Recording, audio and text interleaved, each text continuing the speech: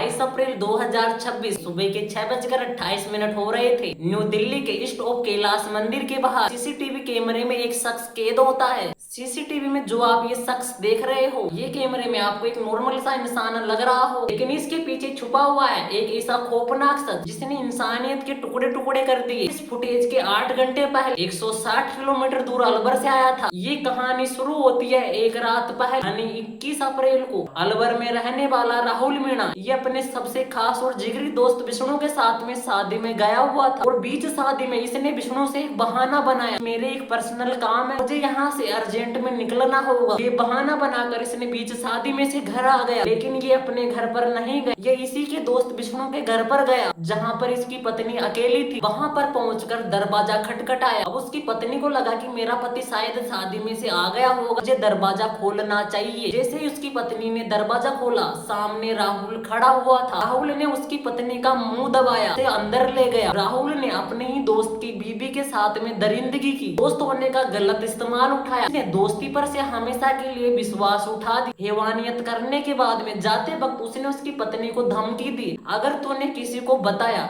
तो मैं तुम्हारे बच्चे और तुम्हारे पति दोनों को मार दूंगा। जब विष्णु शादी का प्रोग्राम खत्म होने के बाद में घर लौटा, आधी रात खत्म हो चुकी थी। जब उसने घर लौटा और उसने देखा उसकी पत्नी बेहोश हालत में पड़ी हुई है, उनसे लथपथ है, उसके कपड़े फटे हुए हैं, चिल्लाते चीखते हुए जैसे तैसे सच सामने आया। विष्णु के पैरे तले जमीन खिसक गई। जिस दोस्त पर उसने हद से ज्यादा विश्वास किया, उसी ने ही विश्वासघात किया, उसने उसकी जिंदगी को नरक बना दिया। एक तरफ विष्णु ने अलवर की पुलिस में FIR दर्ज करवाई, लेकिन दूसरी तरफ ये दरिंदा राहुल मीणा बिना वक्त गवाए शहर छोड़कर भाग चुका था। पुलिस को यहाँ पर लगा कि वो डर के मारे छिप रहा होगा, वो यहीं कहीं होगा, लेकिन राहुल भाग नहीं रहा था, वो अपने अगले शिकार की तरफ जा रहा था। तो अलवर से दूर दिल्ली में बैठी हुई थी। दिल्ली के पोस्ट इलाके कैलाश हिल्स में 22 अप्रैल की सुबह 22 साल के एक लड़की ईशा, जो हमेशा की तरह अपनी पढ़ाई कर रही थी, DPSR के पुरम की टॉपर, UPSC का अटेम्प्ट देने के लिए दिन रात मेहनत कर रही थी। सुबह करीब 6 बजे ईशा के पिता, जो एक सीनियर IRS ऑफिसर थे, उसकी माँ एक डेंटिस्ट थी। 22 साल की बेचारी ईशा अपना पहला UPSC का अटेम्प्ट देने के लिए दिन रात एक कर रखे थे। सुबह के करीब 6 बजे हुए थे। पिता एक सीनियर IRS ऑफिसर थे, उसकी माँ एक डेंटिस्ट थी। वो लोग हमेशा की तरह सुबह जिम चले जाते और ईशा घर की छत पर बने हुए एक रूम में स्टडी कर रही थी। बेचारी इस बात से बिल्कुल भी अनजान थी कि एक दरिंदा उसके घर के ठीक दरवाजे के सामने खड़ा हुआ है, तो उसकी मौत का फरमान लेकर आने वाला है। जब सुबह ठीक 8:30 बजे उसके पेरेंट्स घर पर लौटते हैं, तो घर का मेन गेट खुला हुआ था। इसी उनके पेरेंट्स अपनी बेटी ईशा को आवाज देते हुए अंदर गए। उनके सामने मंजर था, कोई इंसान अपने दुश्मन के साथ भी ऐसा नहीं चाहेगा। नीचे के कमरे में उनकी बेटी खून से लथपथ होकर पड़ी हुई थी। उस बेचारी 22 साल की ईशा के कपड़े फटे हुए, पूरा घर बिखरा हुआ पड़ा था। ये देखकर पूरा घर चीख पुकार मच गई। 8:45 पर पुलिस के पास में फोन कॉल किया गया। ईशा को हॉस्पिटल ले जाया गया। तब तक बहुत ही ज्यादा देर हो चुकी थी। UPSC की तैयारी कर रही एक मासूम सी लड़की की सांसें हमेशा के लिए थम गई। अब देखो, ये कोई एक नॉर्मल सा क्राइम नहीं था, लगने में एक नॉर्मल क्राइम नहीं था कि अपने आप हो गया, किसी की गलती नहीं है। दिल्ली पुलिस और FSL टीम मौके पर घर पर पहुंचती, उन लोगों को समझ में आ चुका था ये केस जितना सीधा दिख रहा है ना, उतना सीधा है नहीं।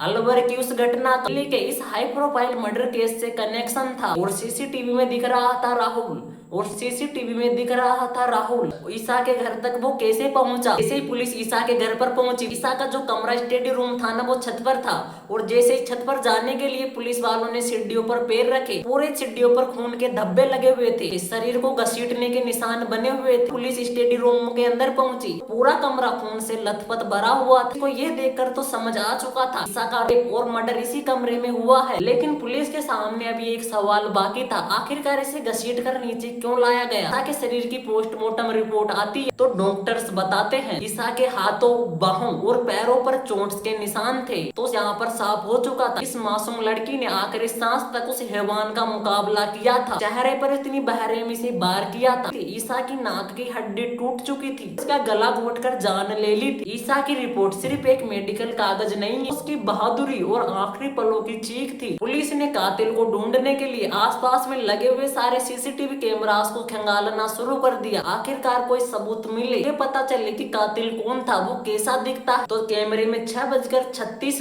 पर लड़का मस्टर्ड येलो शर्ट में और एक ब्लैक ट्राउजर में पड़ोस के गार्ड से बात करता है। लेकिन ठीक 45 मिनट बाद यानी सुबह के ठीक 7:22 पर कोई लड़का येलो शर्ट और व्हाइट ट्राउजर पहने और हाथ में काला सा बैग लिए हुए निकलता है। कातिल पूरी तरह सातिर था। उसने जुर्म करने के बाद में ही घर के अंदर कपड़े बदले ताकि लोगों को शक ना हो। जो उसके कपड़ों पर खून के धब्बे लगे हुए थे ना, वो लोगों को ना दिखे। बैग चुराया, पैसे चुराए और वो वहाँ से फरार हो गया। लेकिन वो अपना चेहरा छिपा नहीं सका। तो कैलाश कौन मंदिर के बाहर लगे हुए कैमरे चेहरा बिल्कुल साफ आ गया। उस फुटेज के जरिए उसे पहचाना जा सकता था और ये लड़का कोई अजनबी नहीं था, बल्कि ये एक 19 साल का राहुल मीणा था। तो पिछले 8 महीने से ईसा के घर पर नौकर का काम करता था। 1.5 महीने पहले ईसा के पेरेंट्स ने उसे नौकरी से निकाला था क्योंकि वो घर के पैसों को जुए में उड़ा देता था। वो आस पास के पड़ोसियों से उधार ले लेता था। ये सिर्फ एक नौकरी से निकालने का बदला था। कोई इंसान इतनी हद तक गिर सकता है। इस समय दिल्ली पुलिस की 15 टीमें राहुल के पीछे थी। सीसीटीवी कैमरे की फुटेज में वो फोन पर बात करते हुए एक ऑटो रुकाता है और उसमें बैठता है। जब उसके कॉल को ट्रेसिंग किया जाता है, पता चलता है दिल्ली के पालम रेलवे स्टेशन पहुंचा था और वहां पर जाकर उसका फोन स्विच ऑफ हो गया। लेकिन पुलिस को यहाँ पर एक क्लू मिला। उसने भागते समय गुरुग्राम में रहने वाले अपने कजिन त्रिलोक को फोन किया था। पुलिस ने त्रिलोक को फोन मिलाकर पूछा तो त्रिलोक ने बताया उसने घबराते हुए मेरे पास फोन किया है, कह रहा है कि उसने बहुत बड़ा कांड कर दिया है, अब उसका बचना मुश्किल है। तुरंत पुलिस ने अपनी 3 टीमें बना, एक गुरुग्राम, दूसरी पालम स्टेशन और तीसरी दिल्ली से 160 किलोमीटर दूर अलवर के राजगढ़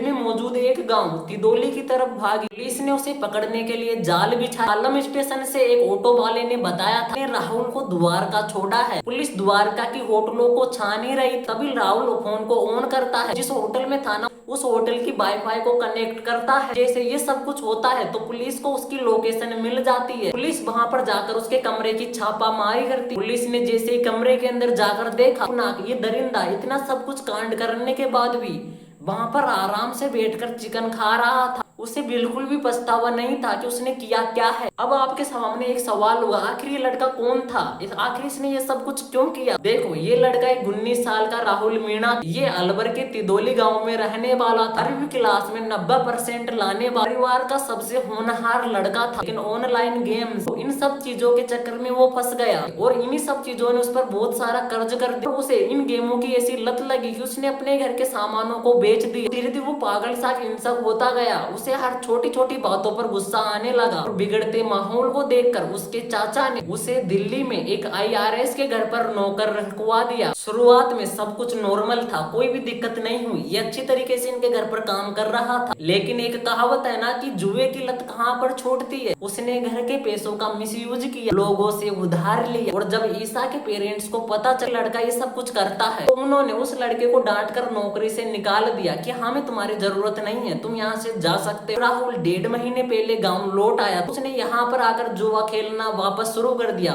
और वो जुए में 5 लाख जीत चुका था और वो फिर लालच में आ चुका था। उसके दोस्तों के कहने पर और ज्यादा जुआ खेलने लगा और सब कुछ हार गया। जिन दोस्तों से उसने कर्जा ले रखा था वो अपना कर्जा मांग रहे थे, दबाव डाल रहे थे, धमकियां दे रहे थे, डरा हुआ था। इसे कर्जा वापस देने का प्रेशर बढ़ चुका और उन्हीं में से एक दोस्त का नाम था विष्णु। रोज रोज वो अपनी इंसल्ट से तंग आकर बदला लेने के लिए सोचा। इसी कारण उसने विष्णु की पत्नी के साथ में घिनौनी हरकतें की। राहुल जानता था इतना बड़ा कुछ कांड करने के बाद पुलिस उसके पीछे जरूर आएगी, पुलिस उसे जरूर पकड़ेगी। विष्णु की पत्नी का मोबाइल लेकर वहाँ से फरार हो चुका था। मोबाइल बेचा, 6000 रुपए में एक प्राइवेट एम्बुलेंस किराए पर ली। उसी एम्बुलेंस से वो रातों रात दिल्ली भाग आया और उसने दिल्ली पहुंचते ही बिना ड्राइवर को पैसे दिए चकमा देकर वहां से फरार हो गया और वो सुबह 6:30 बजे ईसा के घर की कॉलोनी में घुसा। पर नौकर था, उसे पता था घर में से लोग कब बाहर रहते हैं, घर में किस समय लोग रहते हैं, किस समय घर पर नहीं रहते। पता था ईसा के पेरेंट्स जिम चले जाते हैं और घर पर अकेली ईसा रहती है, यानी उसे उस घर का पूरा शेड्यूल पता था। उसे पता था सुबह 8 बजे से पहले कोई भी नौकर नहीं आता।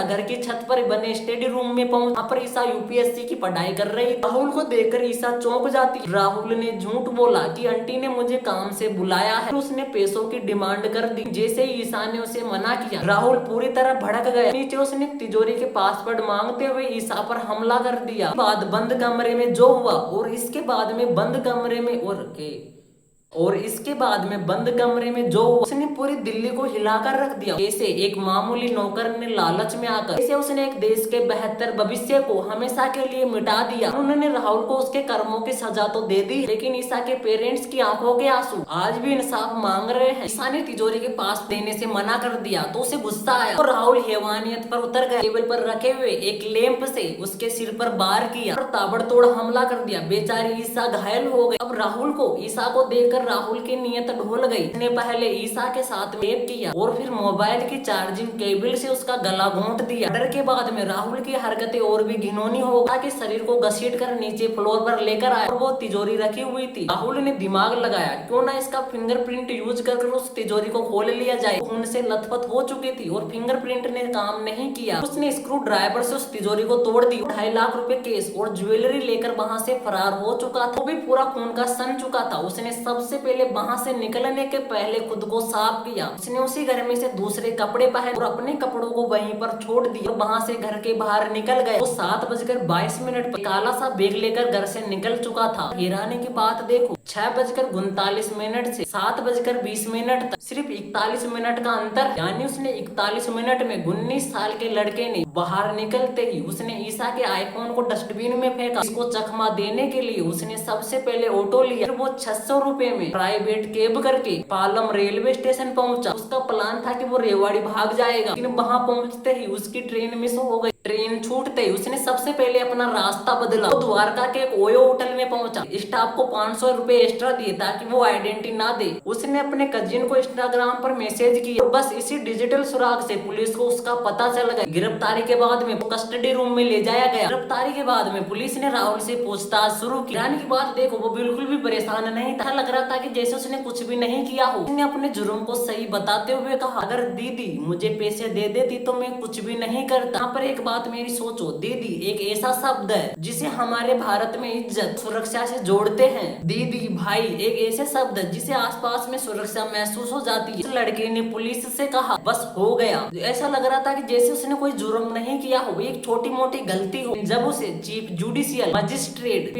ठकरान के सामने ले जाया गया, राहुल की बोलचाल पूरी तरह बदल गई। वो कहने लगा कि मुझसे अपराध हो गया है। यहाँ पर मेरी बातों को आप ध्यान से सुन। ये केस एक जीता जागता उदाहरण है कैसे ऑनलाइन जुए की लत पढ़े लिखे लड़के को दरिंदा बना देती है, अपने और परायों में फर्क भुला देती है। भले उस ईसा को इंसाफ मिला है, लेकिन वो लड़की जो दिन रात मेहनत करती थी उसका सपना पूरा करने के लिए, उन चीजों का क्या होगा। इंसान ये दरिंदा एक समाज के लिए एक बड़ा सबक छोड़ गया। लालच और लत अंधी हो जाती है, इंसान अपने ही भगवान को नहीं छोड़ता।